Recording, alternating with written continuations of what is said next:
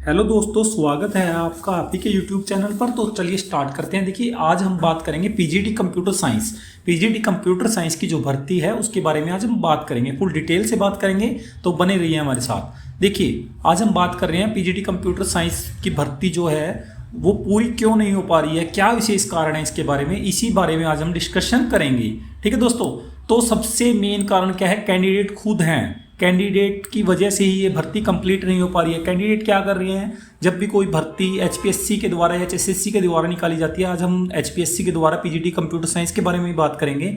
अब ये भर्ती जब से निकली है, कैंडिडेट क्या कर रहे हैं? वो इंडोर या बैकडोर एंट्री करने की सोच रहे हैं कि हमारा सिलेक्शन हो जाए किसी तरह। वो ये नहीं सोचते हैं कि हम एग्ज़ाम क्रैक करें तभी हमारा सिलेक्शन हो।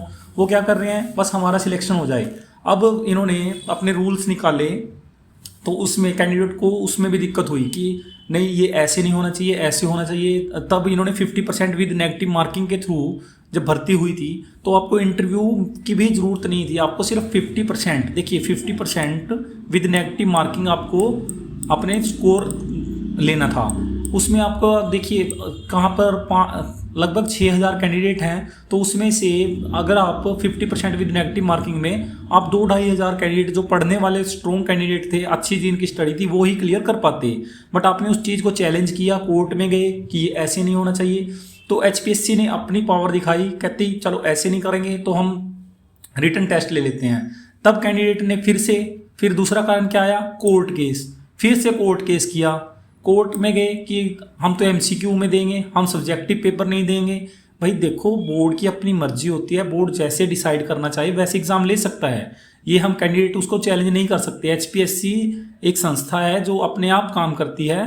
देखिए, इंडिपेंडेंटली वो खुद के रूल फॉलो करेगी, ना कि हमारे कहने पर। हम उसको भी चैलेंज कर रहे हैं कि ऐसे नहीं, ऐसी होनी चाहिए भर्ती। तो एचपीएससी और सरकार का भी यहाँ पर मेन कारण है। एचपीएससी ने 2-3 बार ये एडवर्टाइजमेंट, पहले एचएसएससी के पास थी, फिर कहते पहले एचएसएससी ने भर्ती करनी थी, फिर एचपीएससी पे गई, उसके बाद दोबारा एस्टेट होते रहे। अब मेन कारण क्या होते जा रहे हैं? अब पेपर का पैटर्न चेंज किया गया। नेक्स्ट पेपर का पैटर्न चेंज किया गया। पेपर का पैटर्न पहले कभी भी एमसीक्यू फॉर्म में रखा गया, कभी कहते हैं सब्जेक्टिव लेंगे, ये बार बार चेंज कर रहे हैं। तो इस वजह से भी ये भर्ती डिले हुई है। अब मेन और क्या कारण है? एकेडमी या कोई यूट्यूबर हैं वो मिसगाइड कर रहे हैं स्टूडेंट्स को, जबकि आप छोटे बच्चे तो हैं नहीं कि आपको सारी बातें समझानी पड़े।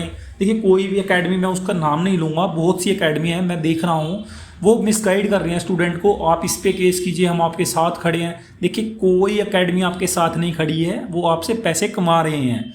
मैं अभी भी बिल्कुल क्लियर बोल रहा हूँ, जितनी भी एकेडमी वाले हैं वो आपसे पैसे कमा रहे हैं। मैं लिख के देने के लिए तैयार हूँ, वो आपसे पैसे कमा रहे हैं, ना कि आपका साथ दे रहे हैं। अगर आपसे पर हेड 2000 रुपये या 3000 या 5000 रुपये ले रहे हैं तो वकील कितने में हो जाएगा? लाख, 2 लाख, 5 लाख, 10 लाख में। बट कैंडिडेट कितने हैं? 6000 से 1-1 हज़ार रुपये भी लेते तो बहुत पैसे बन जाते हैं। बट उन्होंने क्या किया? किसी से 5000, किसी से 2000 ऐसे लेकर वकील के पैसे दे देते हैं। अब वकीलों को क्या है? वकील देखो, किसी के कोई सगा नहीं होता, ना ही कोई एकेडमी वाला आपका सगा होगा। देखिए, एकेडमी वाले ही इसको डिले कर रहे हैं। मैं तो सबसे मेन कारण एकेडमी वाले को और कैंडिडेट को खुद को बोलूँगा कि ये डिले कर रहे हैं। Oven selfishness. देखिए, अब हम खुद इस भर्ती के लिए जिम्मेदार हैं, क्योंकि हम अपने बारे में सोच रहे हैं कि ये ऐसे होना चाहिए, ऐसे होना चाहिए, बट ये नहीं सोच रहे हैं भर्ती कंप्लीट कैसे हो जाए। अभी भी आजकल में भी यही चल रहा है कि भाई बीएड, पहले तो बीएड का इशू था, अब वो क्लियर हुआ, अब कहते हैं बीटेक कैंडिडेट को बाहर कर दिया गया। ऐसा कुछ नहीं है, अब तक कोई ऑफिशियल ऑर्डर नहीं आया है बीटेक वालों के लिए कि बीटेक वालों को बाहर कर दिया गया है। जब तक देखिए रिटर्न में कोई नोटिस नहीं आता, आप इतना मत सोचिए कि बीटेक वाले बाहर कर दिए गए हैं।